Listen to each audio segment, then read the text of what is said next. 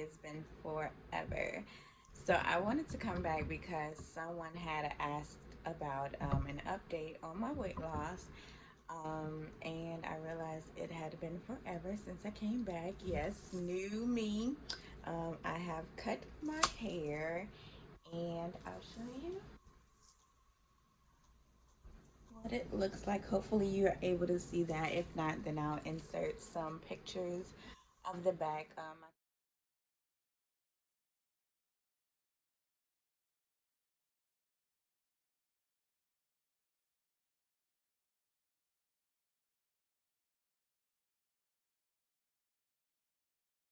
Cut it about a month ago, and I've had about two haircuts since then.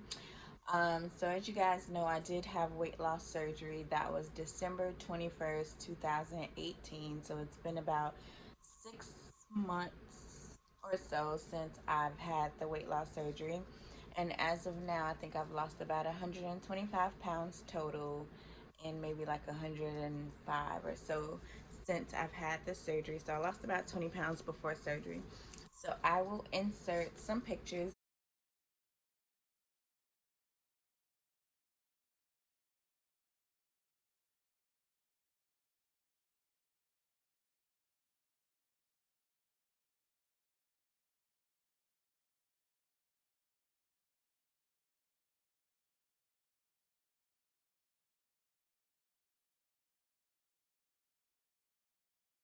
If you guys don't know, I did have the biliopancreatic diversion duodenal switch, also known as the duodenal switch or DS for short. So the differences in weight loss surgeries, there are different types. So there are restriction surgeries where you can get something like the lap band, you can get a sleeve, you can get the balloon inside of your stomach, and the goal of those surgeries are to keep you from overeating. Then there are malabsorption surgeries where they reroute and bypass parts of your intestines. So those are things like the Roux-en-Y, also known as the gastric bypass, and what I had as well. And then there are combination surgeries that restrict what you eat as well as bypass some of your intestines to create malabsorption. And so that's what I had. So I have a sleeved stomach. So part of my stomach is no longer in my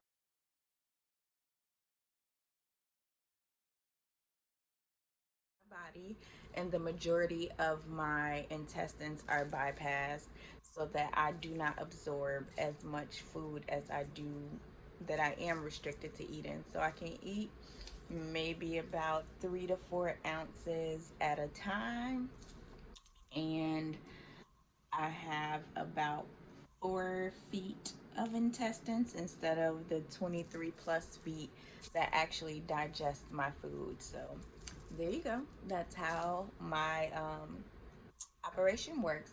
It's typically about a hour and a half to 3 hour surgery, but mine took longer. This was my first abdominal surgery, and I did not do a pre-op diet because my surgery was kind of a surprise. I found out on a Tuesday that my surgery was approved by my insurance company, and I got scheduled for Friday, so I didn't go on a pre-op diet, which usually consists of having only liquids for anywhere from 1 week to a month, depending on your physician and what they require. And the purpose of that pre-op diet is usually to shrink your liver. So my liver was big and inflamed when I went into surgery, so he had a more difficult time.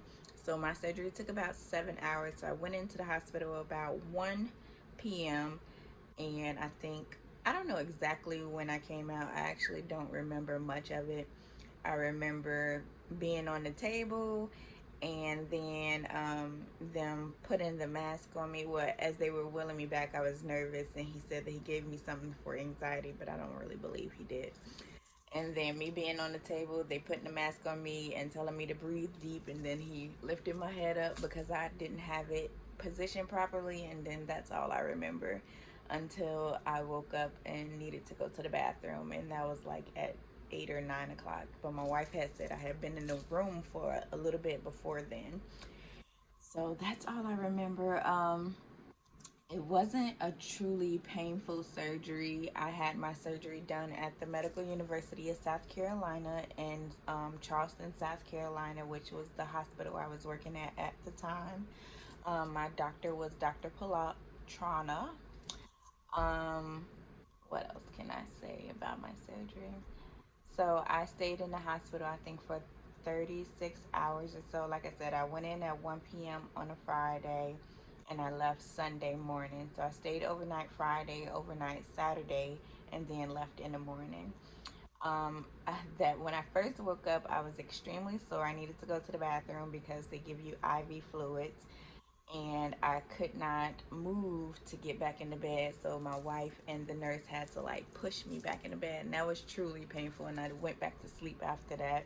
I did a lot of sleep in that first 24 hours, but then my wife encouraged me to get up and walk around.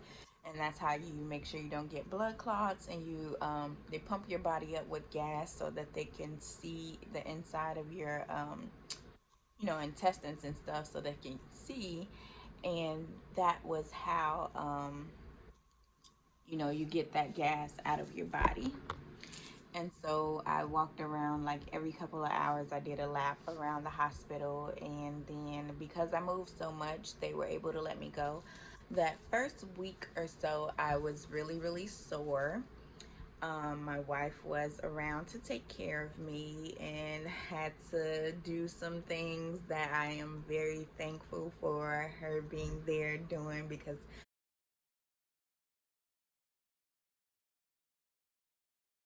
otherwise, I don't know what I would have done. I could not wipe myself. I actually ended up coming on my menstrual. This might be TMI, but this is the truth. And like, I was recovering from surgery, so I think I came home on the 23rd, and I came on my menstrual the 25th, and she had to help me with everything until I could handle things again. So I definitely appreciate that. I didn't think I would need as much support as I did, but I'm super glad she was there for those first few days. I was able to manage. She went back to work after the weekend, so I was able to manage and, just do for myself after like 4 or 5 days. I felt pretty much mostly better by a week and a half, 2 weeks out. I did leave the hospital with a drain plug, and so I got that out maybe at like 3 weeks after having surgery. That was an interesting experience. I thought it was gonna hurt taking out, but it really didn't. It just kind of felt weird, if anything. Um, I went on so different physicians allow for different diets. My physician allowed me pureed foods in the hospital. I didn't eat very much in the hospital. My wife actually ate most of the stuff that came and ate outside the room because she thought it would make me sad, but it didn't. And then I went to soft foods after about 2 weeks, and then regular food maybe about 6 weeks out. It's still really hard for me to eat much. I do eat kind of whatever I want now, but not in very big portions. I do try to eat my protein first because you do become protein deficient, and or deficient in a lot of things, and so you want to try to get your protein first so that your muscles and your organs and stuff aren't getting ate away as your body starts to, you know, eat on your other sources because you aren't eating as much food. So I drink protein shakes and things like that to keep up with my protein and try to keep myself hydrated as well. I am now living in North Carolina. I am in the Durham, Raleigh area.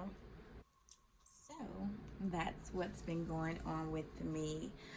I know you guys had questions about my surgery, but offhand, I don't particularly remember what exactly they were. So I just wanted to come in and update you all. I do have this little setup here, so hopefully this works well enough for you guys because it's all I have. It's just my phone and a little stand one for my phone that has a little light on it so that you can see me. Like I said, I don't have any hair anymore, so there probably won't be any hair videos. Um, I don't know. So, what do you guys care to see? If you have any questions, let me know. I don't want to make this video too long, so I will end it here. And I thank you guys for still being subscribed to me. I know, I'm always saying I'm coming back, and I never do, but I'm trying to be consistent for real this time. This will last at least till November ish, around the holidays.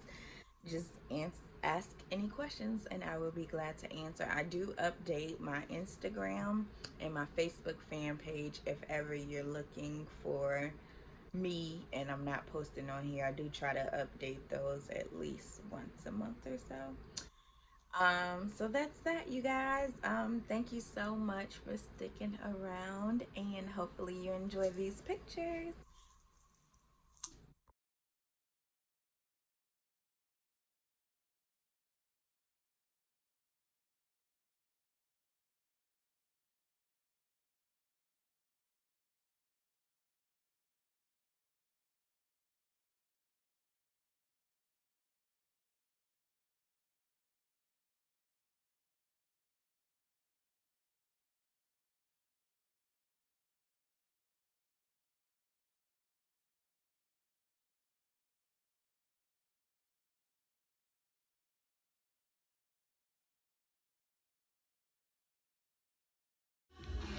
I'll record the first couple snips.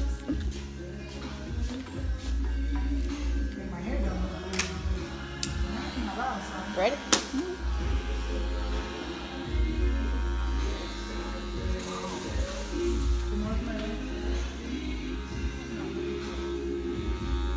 I don't care. I can be outside.